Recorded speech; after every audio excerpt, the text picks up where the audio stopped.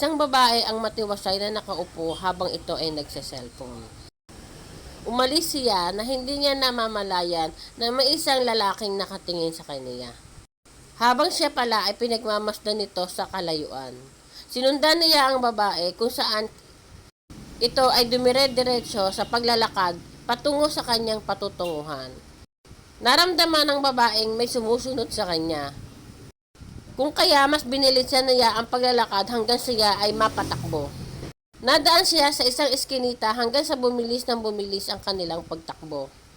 Napagod ang babae at hinihingal itong napahinto. Unti-unting tiningnan naman ng lalaki ang babae. At sa takot nito ay sinabi na lamang niyang huwag kang lalapit. Inilapit ng lalaki ang kanyang muka na akma namang papaluin ng bote na hawak ng babae.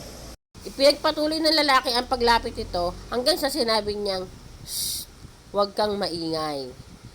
Hanggang sa may dinukot na lang ang lalaki sa kanyang bulsa at ito ang cellphone na kanya palang kinukuna na may lalaking nagpalit ng inumin ng babae.